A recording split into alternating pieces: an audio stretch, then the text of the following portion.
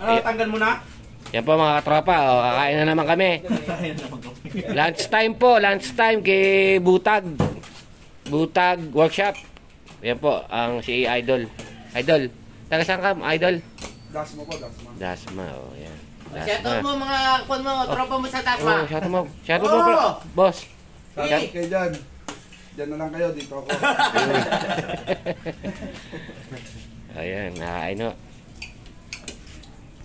Maganda nga po mga tropa. Meron sa akin dumayo rito na tropa na taga Dasma. Andito at nagpaputol sa akin ng Pitman Arms. At do yung kanyang manubele nagahalo.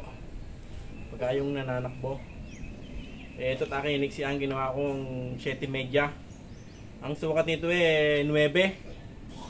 Sobrang haba, 9. Ang pinutol ko rito ito. Ito ang pinutol ko. Itong kahaba. Ito nalaglag na. Itong kahaba. Ayan. Ngayon ito na magiging ano na to. Siguro magiging 7.5 to mahigit. Ito. 8 ano niya, 8. Ang finish. Oo. Okay na to. Kasi pagka naman iniksian ko nang maigi, babangga sa ano, pinakailalim ng gearbox. Kaya hindi ko sinagad ang ano. Kaya hindi ko sinagad ang ikse. Baka malugay paggawa ng power steering. Naka power steering naman to. Kaya lang naghahalo. Sakali pagka ito naayos, mawala yung paghahalo. Kasi pagka nananakbo naghahalo raw minsan pagka yung mahaba talaga ang ano, Pitman Arms. Nagmumulan yan. Kaya akin muna isusukat doon sa ano kung magtatama yung ano. Ayan. Yan po, pinagdudugtong na ni Idol Butag yung ano, Pitman Arm.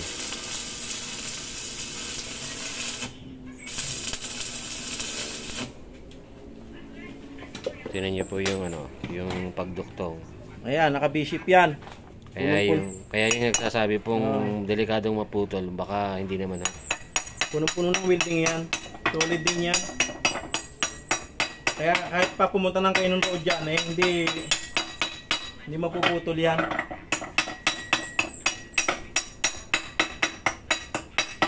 Malalim mo yan, malalim.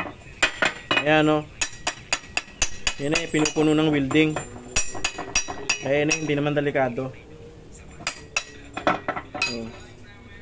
Kaya yung mga nagsasabing delikado yan, hindi naman delikado, gawa ng punong-puno ng welding ang pagkakagawa.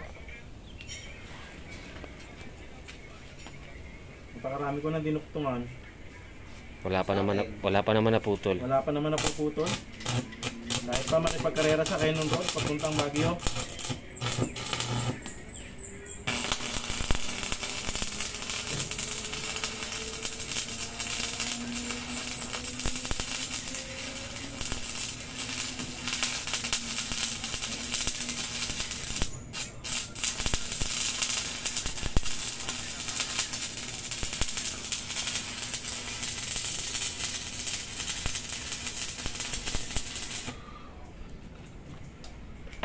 Ayan inuunti-unti niya yung inaano.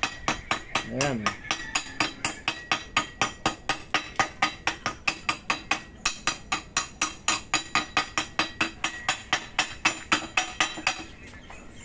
Inuunti-unti niya yung pinupuno.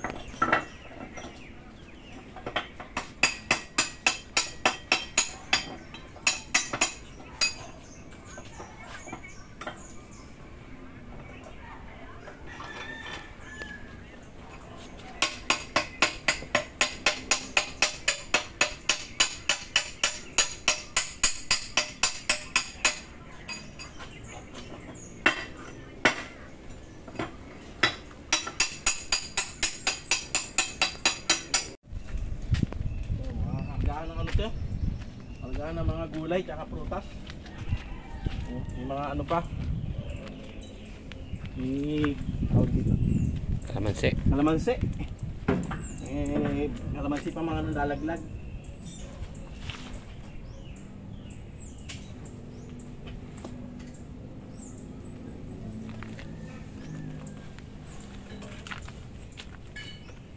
Ayun. Ano na? Ayun, nakapasok na. Okay na. Ano na lang. Ipo-full weld na lang. Hindi nagagalawin ng dragling dyan. Ang dragling nito maring magputol din. Magduktong. Magduduktong to. Kasi mixi ano eh. Mixi Pitman arms. Medyo na maliit ang birada nito sa pakaliwa. Medyo maliit ang birada.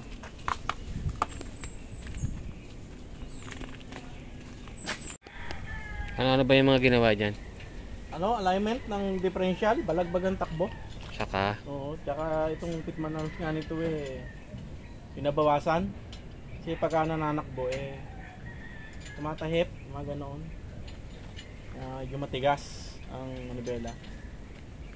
Kailangan pang bombahin ng sa linyado para umanong maigi yung pump para lumambot. tapos may nabali ding molde dyan. May nabaling molly yun. Yung molly nito may axle. May axle ng molly. Ito yung nabali. Yan. Ayan, magawang bareta. Ayan yung nabali. Ayos na ayos yan. Magawang bareta. Ito at nakalay na. Diretso na. Yung aking si Joyo Utag ang tumira. Kaway-kaway. Ayan. Ito ikakabit na lang yung mga U-bolt. Inigpitan na lang yung center board. Pero maaaring abutin pa rin kami nito ng dilim sa paggagawa.